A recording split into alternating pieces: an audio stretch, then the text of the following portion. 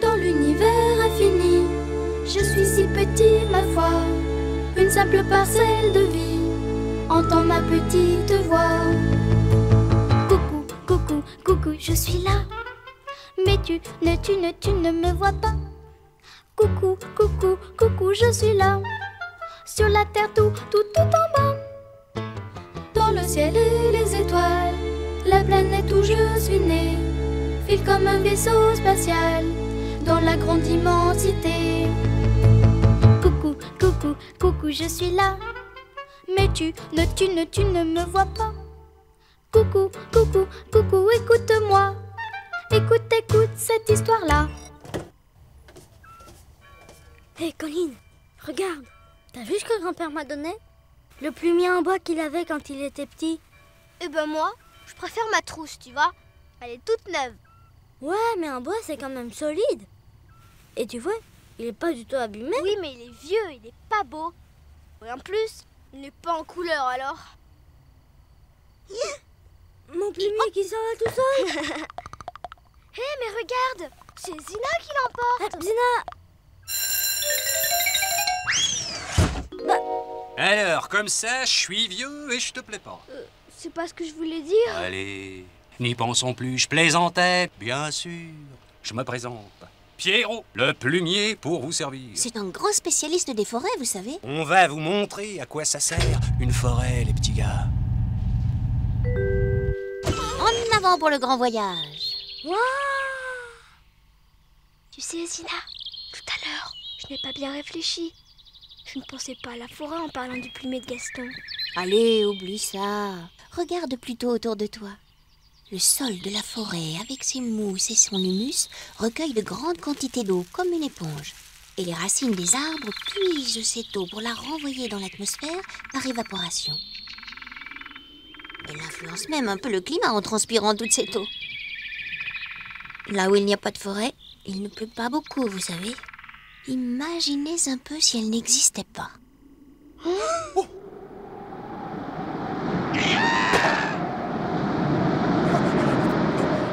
Vite à fermer les portes. Appuie sur le bouton, Zina. C'est pas pour des prunes qu'on appelle les forêts les poumons de la planète. Ce sont elles qui fabriquent une grande partie de l'oxygène que nous respirons. Sans elles, on finirait par mourir asphyxié. C'est bien ce qui pourrait arriver un jour avec cette manie qu'ont les hommes de raser les forêts.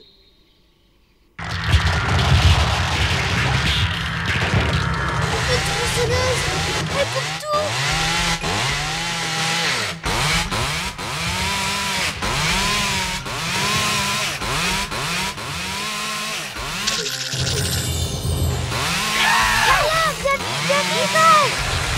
Allez, allez, allez,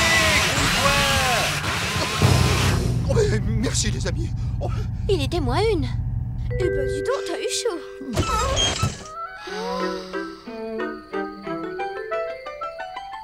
Allez, on sort, venez.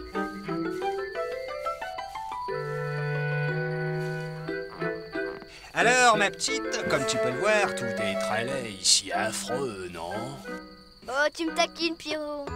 Bien sûr que non. Mais c'est toi le plus beau. Vous savez, le bois a de la valeur parce que les arbres mettent longtemps, très longtemps pour pousser. Parfois plus de 100 ans. Voyez par exemple le jeune chêne. Il sera pas prêt à être transformé en meuble ou en charpente avant que vous soyez... Dis, j'ai pas envie de finir en planche, moi. Mais tu sais, finir tes jours dans une chambre d'enfant, c'est pas si mal. Oh non, non, non, non, non, oh, bah, pas question. Tiens-toi droit, tu te laisses aller. Sinon c'est au bûcher que tu vas finir, mon gars.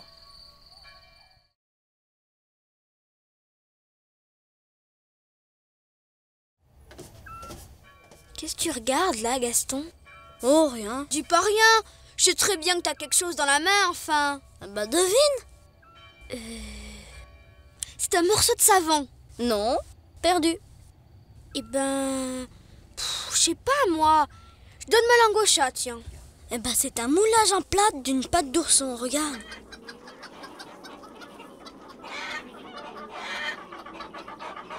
Quelqu'un est rentré dans le poulailler. Oh, un voleur! Ça suffit.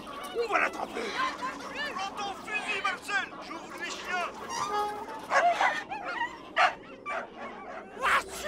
Gaston, c'est sûrement le voleur. Venez voir. J'ai trouvé les traces du voleur. Mais ce sont des pattes d'ours, comme mon moulage. Oh, elles sont énormes. En attendant, il y a une poule qui a été kidnappée. On va essayer de la sauver. Venez.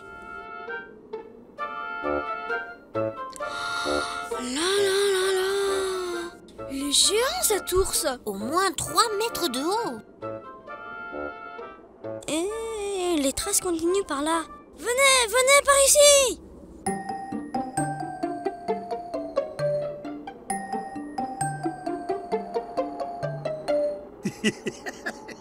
Je les ai bien eus avec mes fausses pattes d'ours. Hein? Avec ça, on ne m'accusera jamais. Et pourquoi vous avez fait un si gros trou dans la haie tout à l'heure? T'occupe pas de ça, ma cocotte. C'est mon plan. Oula, mais il se rapproche. Au secours! Tu vas la blaguer.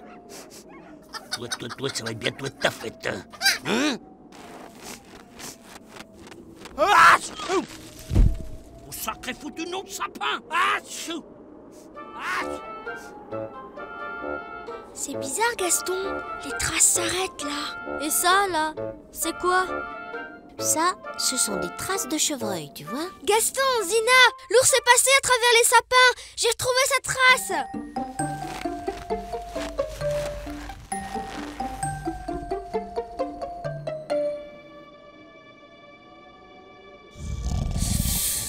T'as pas la trouille, toi?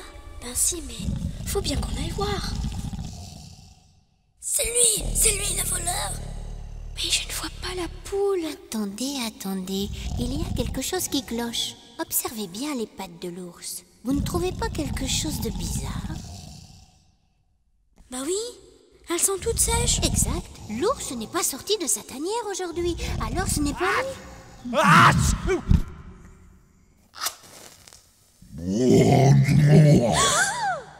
Qu'est-ce que c'est que ce cirque?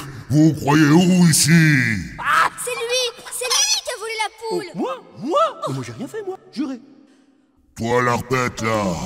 Je te donne exactement 2 secondes et demie pour te débarrasser le plancher. T'entends? Non, pitié. Ah ben ça, il a pas volé, tout de même. Non, mais sans blague. Excusez-nous, monsieur l'ours. Tout va redevenir calme maintenant. Oui, vous pouvez vous rendormir. Bonne nuit. Bonne nuit. Et merci, quand même.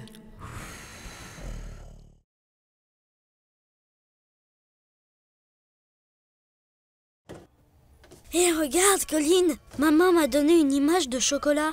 Tu sais, Gaston, si on fait manger du chocolat à une vache, son lait devient du cacao. Qu'est-ce que tu me dis là? C'est vrai? Bah oui, c'est vrai. On me l'a dit alors. Mais mon image s'en va toute seule. C'est Zina. Alors là, je l'ai bien vu, hein. Wow, viens voir, Colline. Qu'est-ce que t'as trouvé? Viens, je te dis. Oh la vache. Pas de panique, les enfants. Je vous ai amenés sur l'île du célèbre professeur Kao. C'est là qu'il fait ses expériences. Venez avec moi, on va aller le voir. Viens dans ma poche, Zina. Tu seras bien. Merci, Gaston. T'as vu cette poule, Gaston? Elle est complètement dingue. Je rêve ou quoi? Des œufs en forme de cube. On dirait qu'il y a quelqu'un. Ouais, ça bouge au fond. C'est sûrement le savon Kao. Hé, c'est ouvert. Si on entrait. Tu crois? Eureka! J'ai réussi! J'ai dépassé les 1000 litres! J'ai réussi! Bravo, patron! Vous êtes absolument très génial! Eh oh, monsieur! Approchez les enfants! Venez voir! Venez! Monsieur le savant, il y a ma sœur qui dit que les vaches peuvent faire du lait au cacao. Mais c'est pas vrai. Ben justement si! Cette expérience marche depuis plusieurs semaines! Et toc! Eh ben tu vois, Gaston, c'est possible! Vous voyez, avant, cette vache-là, elle produisait du lait ordinaire. Grâce à mon invention, elle fabrique aujourd'hui du lait chocolaté. On n'arrête pas la science! Ouvrez bien vos yeux. Il suffit d'apporter une tablette de chocolat à la vache et ma machine fait le reste. C'est quand même pas normal tout ça. Allez Gaston, c'est le progrès. vous allez pouvoir déguster. Voilà, buvez-moi ça. Ouais, c'est bon. Tiens, goûte Gaston. Non merci, sans façon. Petit dégonflé, trouillard.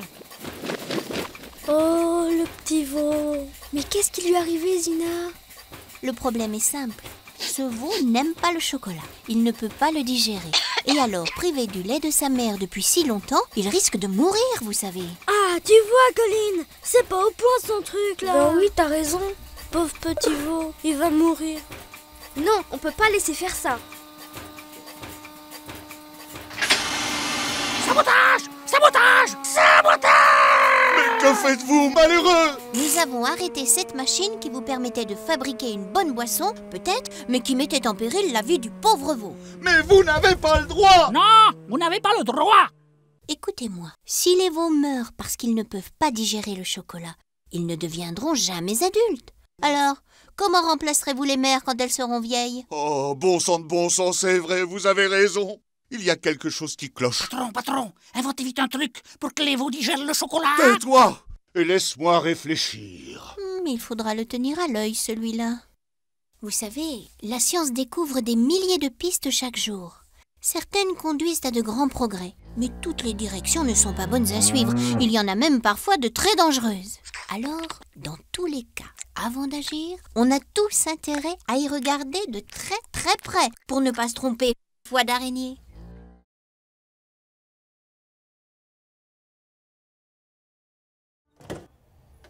Dis Gaston, pourquoi tu fais un nœud à ton mouchoir? C'est pour pas oublier d'apporter du riz demain à l'école. Du riz? Mais pourquoi faire? Le maître a dit que c'est pour les enfants qui ont faim en Afrique. En Afrique, tu dis? Zina? Oui, Gaston? Qu'est-ce que tu veux? Pourquoi les enfants, ils ont faim en Afrique? Eh bien, tu sais, sur la planète, tous les pays ne sont pas riches comme le nôtre. Certains ont même parfois de gros problèmes pour donner à manger à toute leur population. Regarde Gaston, c'est là l'Afrique. Où ça? Mais là! T'entends Gaston? Hé! Allez vite Gaston, saute dans mon lit! Aide-moi! Allez vite! Oh, dépêche-toi!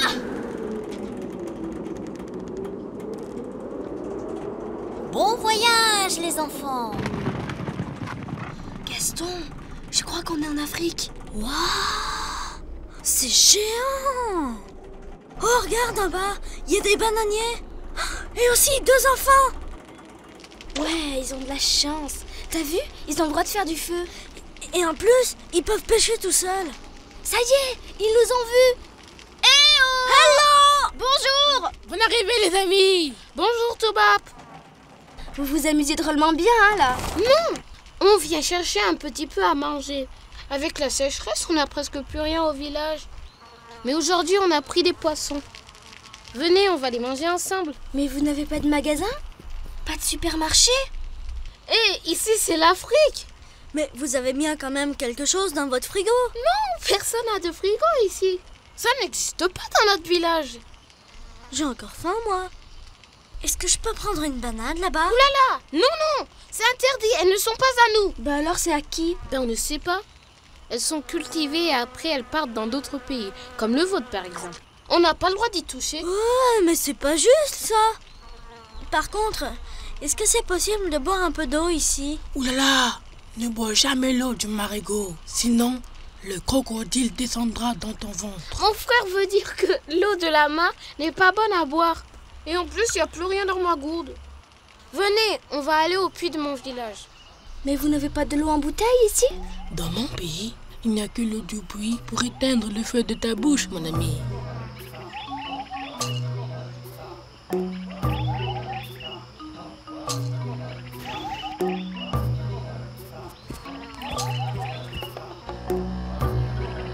Alors, t'abandonnes déjà, Gaston? Non, je me repose juste une petite minute.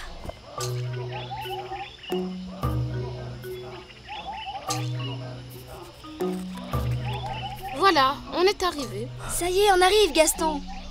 C'est le seul puits de toute la région, vous savez. Ah, ben je vais enfin pouvoir boire un petit coup. Alors, ce petit voyage vous a appris des choses intéressantes? Ouais, et surtout, on s'est fait 2 nouveaux amis, Zina. Et tu sais, ils n'ont presque rien. Et en plus, les bananes qui poussent ici, c'est même pas pour eux. Tu te rends compte? Un jour, les habitants de la planète apprendront à mieux vivre ensemble et à partager toutes les richesses de la Terre. Voilà une bonne parole.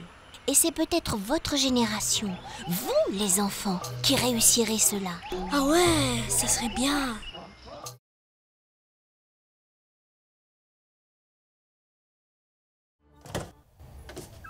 Et t'aimes pas les livres d'histoire, Gaston? Ah, moi j'aime bien. On peut faire comme si on vivait il y a très longtemps. Tu veux dire remonter le temps? Oui. Puis voilà, par exemple, on pourrait aller dans la préhistoire. Au temps de l'homme du Gros-Moignon? Cro-Magnon, bêta. Pas Gros-Moignon. N'empêche que ça devait être bien. Mais comment on pourrait faire pour y aller? Demande à Zina. Non, demande-toi. Oh, mais Zina, on n'a encore rien demandé. Dis Gaston, je crois qu'on est dans une salle de cinéma. Ben oui, j'ai cru comprendre que vous vouliez voyager dans le temps. Bah ouais, ça on aimerait bien.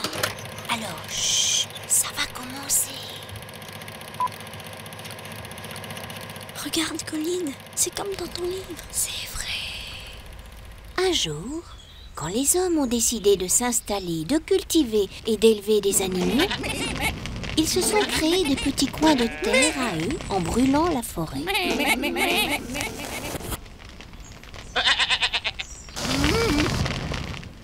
Le premier village était né. Et puis, petit à petit, les hommes devenus plus nombreux ont cultivé les terres en repoussant les forêts. C'était le Moyen Âge. À cette époque, les campagnes étaient cultivées par un grand nombre de paysans. Ce qui a modifié énormément le paysage, découpé en petites parcelles entourées de haies.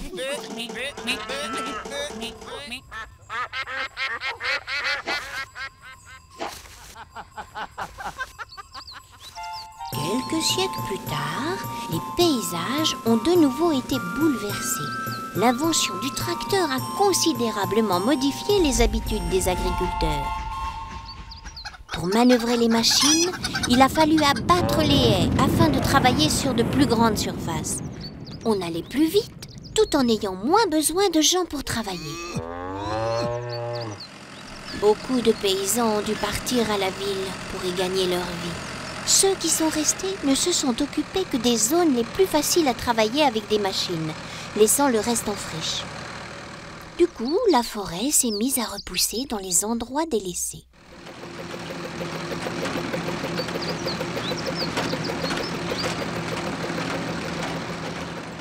Quand est-ce qu'on vient maintenant, Zina?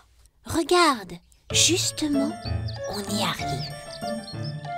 Aujourd'hui, il ne reste que très peu de paysans dans les campagnes.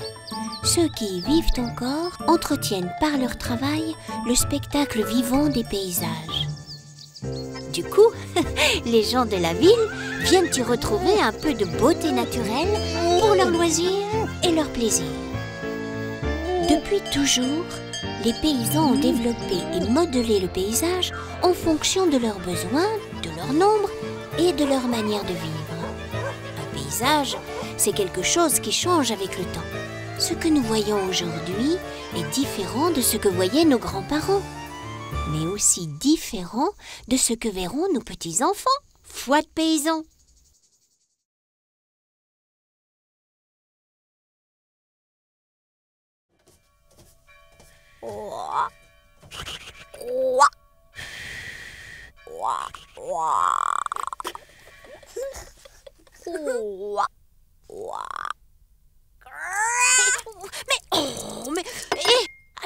J'ai failli me casser une patte.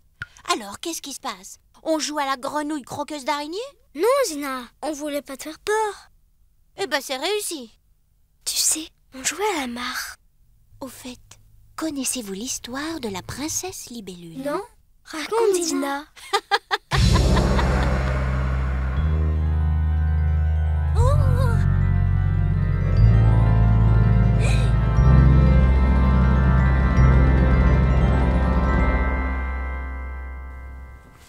Et voilà le travail. Vous voyez les enfants, une mare, c'est comme une grosse flaque d'eau. Mais en plus, il y a plein de choses extraordinaires à découvrir. Pourtant, je vois rien.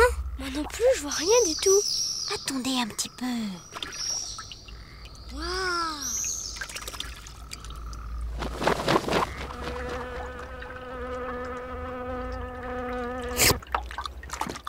Salut. Bonjour. Bonjour. Salut. Alors, c'est vous qui venez voir la princesse Libellule? Oui. Vous êtes drôlement vernis. C'est justement son jour de sortie. Aujourd'hui. C'est elle, là? Non.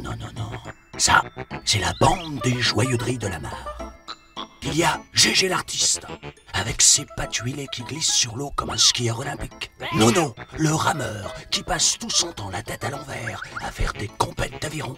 Il y a Belle Gigi, qui tourne à toute allure à la surface de la mare en essayant de battre son propre record de vitesse. Tiens, Gina, voici une de tes cousines. Angie, l'araignée plongeuse, regardez comme elle s'envoie pour attraper des bulles d'air à la surface de l'eau.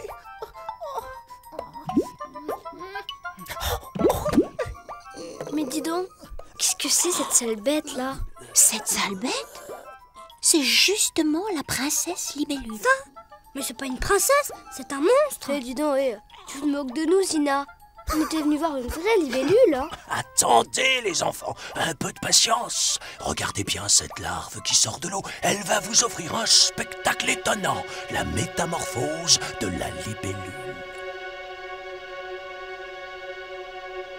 Quand elle devient libellule, c'est un peu comme si elle mettait sa robe de mariée. Qu'elle est belle. Si c'est pas malheureux, la jolie libellule vient de passer plusieurs années dans la peau d'un monstre repoussant. Et maintenant qu'elle est devenue princesse, c'est pour vivre les derniers jours de sa vie. Oui, mais des jours heureux. Elle va rencontrer son prince, ils vont s'accoupler et elle pondra des œufs dans la mare pour une nouvelle génération. Et alors, une fois encore, ces petites bêtes se transformeront en de belles princesses et en princes charmants. C'est une bien belle histoire, comme toutes celles qui se racontent autour de la mare.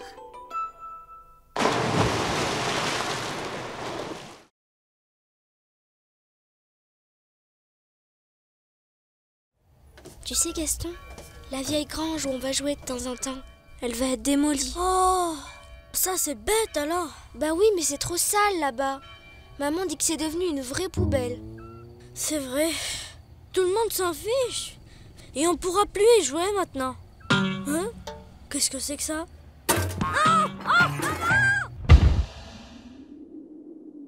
Mais on est vers la grange. Eh oui, il y a un vrai problème avec cette ancienne grange. Il y a même un enfant qui s'est blessé la semaine dernière. Et alors, le maire a décidé de tout raser. De tout raser? Oui. Lundi matin, la grange sera détruite. Lundi? Mais c'est pas possible. Viens, Gaston, on va aller voir. Faut faire quelque chose. Oui, mais quoi? Ben, faudrait nettoyer tout ça. Enlever ce qui traîne, quoi. Enfin, que ça redevienne agréable et propre, comme avant. Bon, ben allez, on y va. Allez, au travail. Ah ben voilà quelque chose qui va me servir.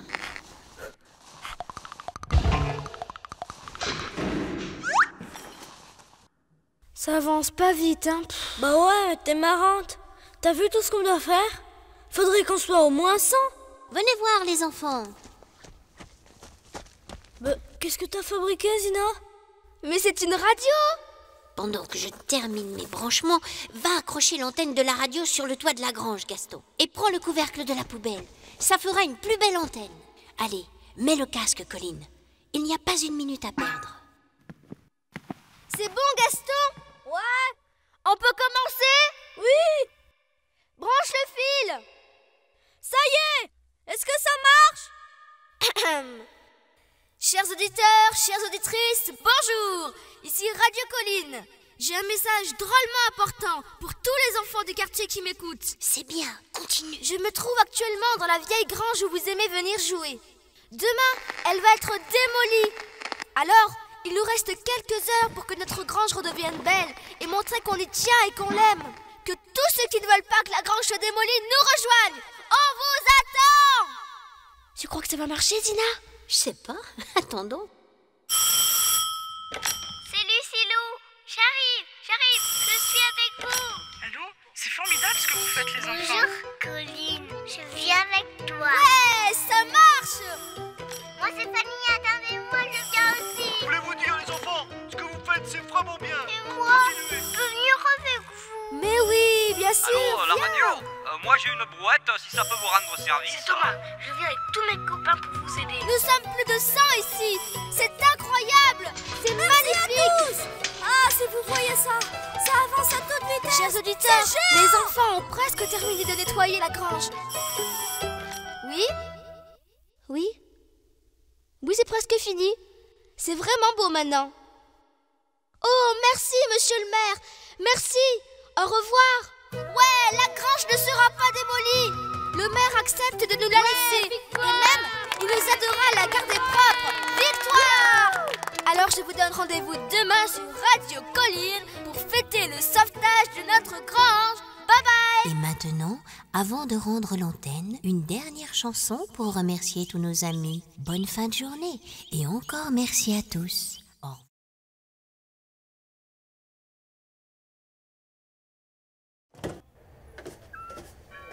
Qu'est-ce que tu fais, Colline? Bah tu vois, je mets mes bottes de 7 lieues. Des bottes de 7 lieues, ça? Mais ce sont les bottes du jardin. Tu veux parier? Regarde, viens avec moi. C'est trop rigolo. Ouais. À la 1, à la 2, à la 3. Yahoo! Oh, ça marche.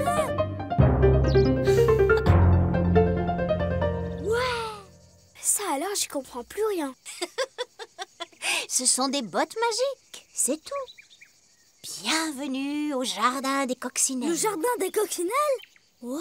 Mais où sont-elles? Eh bien, allez les chercher. Ouais, allons-y.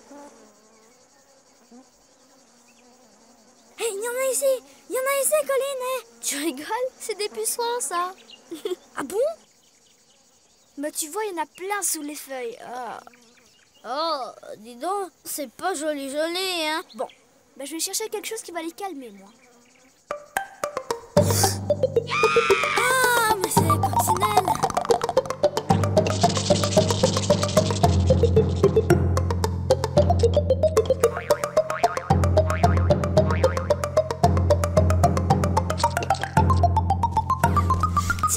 Tiens, voilà encore.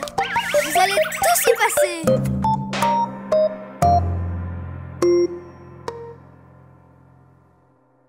C'est bon, je les ai eus. Ouais, mais ça tue aussi la coccinelle. C'est quand même dommage. Pauvre petite bête. Oh, mais il y en a un qui est pas mort. Tiens. mais ça ne marche plus. Oui, parce que les pucerons s'habituent au poison. On dit qu'ils deviennent résistants. Regardez, plus rien ne les arrête. Je crois qu'avec ton produit, t'as fait une grosse bêtise, hein. Les coccinelles sont mortes maintenant. Sina, qu'est-ce que je peux faire? L'équilibre est rompu. Sans coccinelles, les pucerons vont pouvoir s'en donner à cœur joie. Et si on pouvait faire venir d'autres coccinelles? Ben, on va essayer. Ouais, les voilà!